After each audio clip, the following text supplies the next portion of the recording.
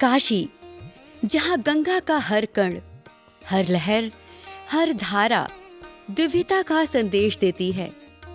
कार्तिक पूर्णिमा वो दिन होता है जब काशी की धरती पर देवता उतरते हैं और गंगा बन जाती है मोक्ष का माध्यम।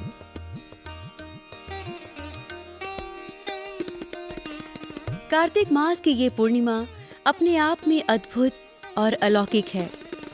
इस दिन गंगा स्नान का महत्व और भी अधिक हो जाता है।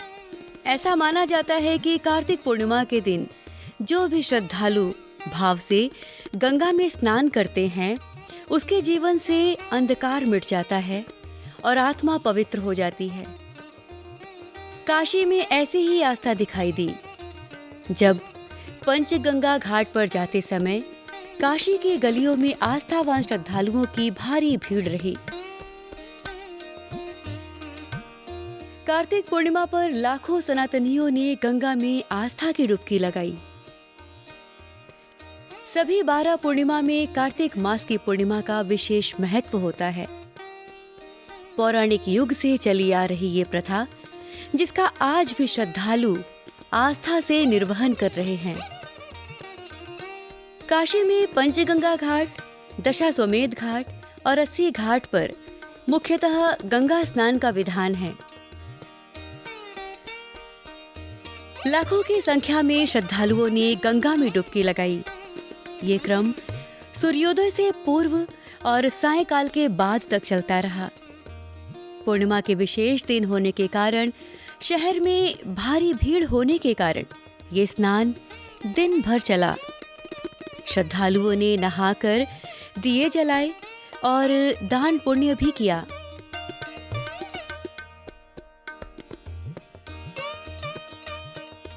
कार्तिक पूर्णिमा केवल एक पर्व नहीं है, बल्कि श्रद्धा, आस्था और आत्मशुद्धि का पर्व है। यही वो समय होता है जब गंगा नदी में स्नान करके मनुष्य अपने मन के भीतर के मैल को साफ करता है। कुछ ऐसा ही नजारा काशी के 80 घाट पर दिखाई दिया, जब लाखों श्रद्धालु ने गंगा में डुबकी लगाई। कार्तिक लगने से 1 महीने तक गंगा का स्नान होता है।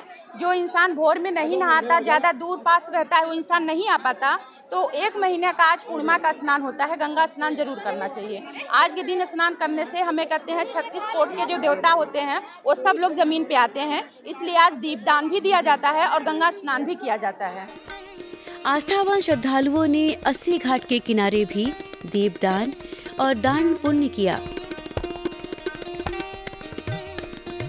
इसी दिन विश्व प्रसिद्ध देव दीपावली भी काशी में मनाई जाती है।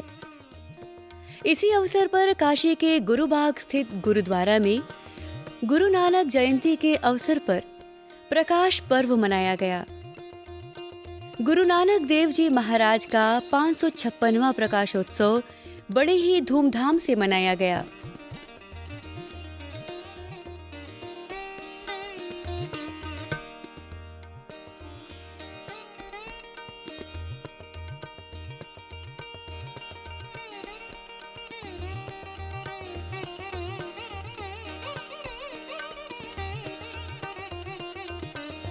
देव दीपावली के अवसर पर गुरुद्वारे में सुंदर भव्य सजावट फूलों से की गई थी।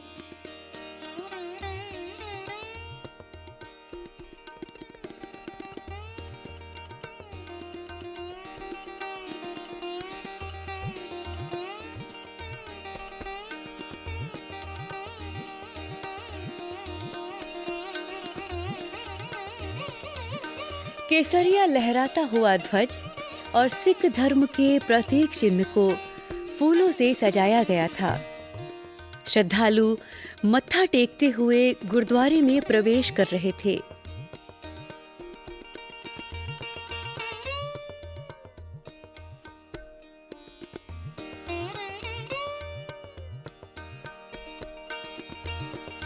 अमृतसर वाले रागी जत्था ने गुरुबाणी कीर्तन से लोगों को निहाल कर दिया।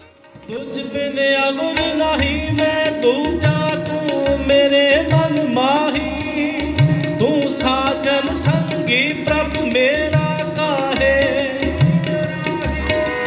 तू साजन संगी संगी प्रभु मेरा काहे जी डराही। तुमरी ओट तुम्हारी आशा, तुमरी ओट तुम्हारी आशा, तुमरी ओट तुम्हारी आशा, तुमरी ओट। बैठत उठत सोवत जागत बिसर नहीं तुम सास गिरासा। सोवत जागत बिसर नहीं तू सास गिरासा।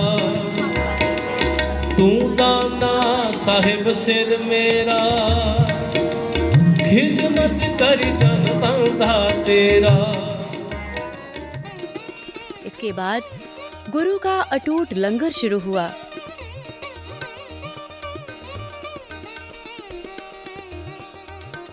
लंगर में आए हुए सिख श्रद्धालुओं ने बढ़ चढ़कर श्रमदान किया।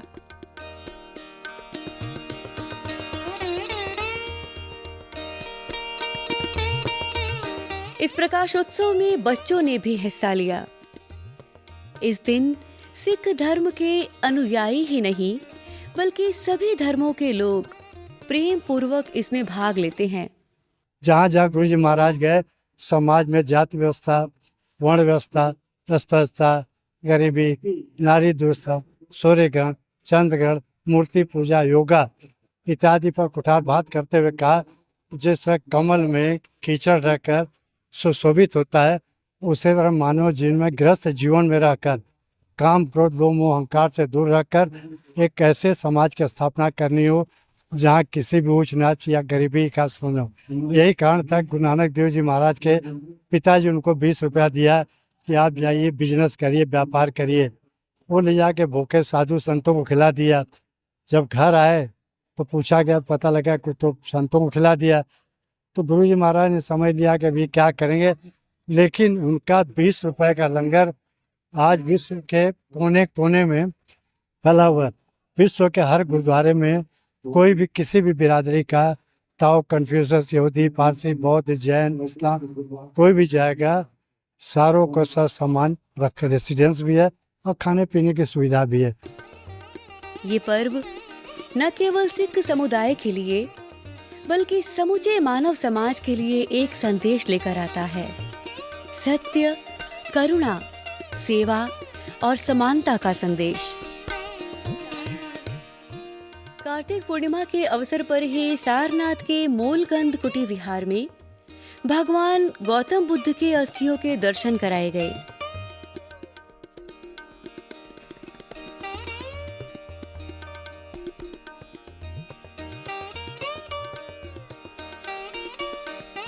ये अवसर अत्यंत दुर्लभ और पुण्यदायी माना जाता है।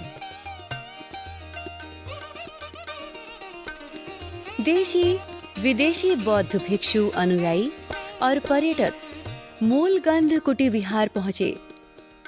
बुद्धम शरणम गच्छामि, धम्मम शरणम गच्छामि का उद्घोष करते हुए वे चल रहे थे। हाथ में कमल फूल लिए, एक ही रंग की पोशाक पहने, कतारबद्ध होकर वियतनाम से आए हुए श्रद्धालु भिक्षु भगवान बुद्ध के अस्थियों के दर्शन के लिए इंतजार कर रहे थे।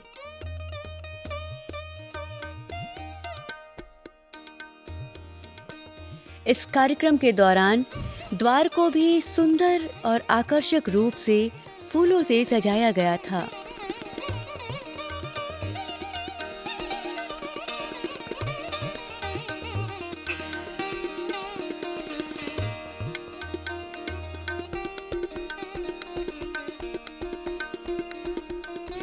सारनाथ में आयोजित इस वार्षिकोत्सव में स्थानीय लोगों के अलावा श्रीलंका, थाईलैंड और कोलंबिया से श्रद्धालु यहां आए हुए थे। 11 नवंबर वर्ष 1891 से ये वार्षिकोत्सव के रूप में मनाया जा रहा है। सारनाथ वो स्थान है जहां भगवान बुद्ध ने अपना प्रथम उपदेश दिया था। ये भगवान बुद्ध का अस्थि 94 ईयर्स से ये मूलगंध कुटी विहार में है, लेकिन हम लोग के भगवान बुद्ध का अस्थि साल में 2 बार प्रदर्शन कर रहा है। एक बुद्ध पूर्णिमा दिवस में है, एक नवंबर कार्तिक पूर्णिमा दिवस सबसे बड़ा फेस्टिवल है पूरा दुनिया में जितना बौद्ध लोग है सभी लोग नवंबर में ये आता है। श्रद्धालुओं ने भगवान बुद्ध के दर्शन करते हुए नमन किया और आंतरिक शांति और सद्भावना का संकल्प लिया।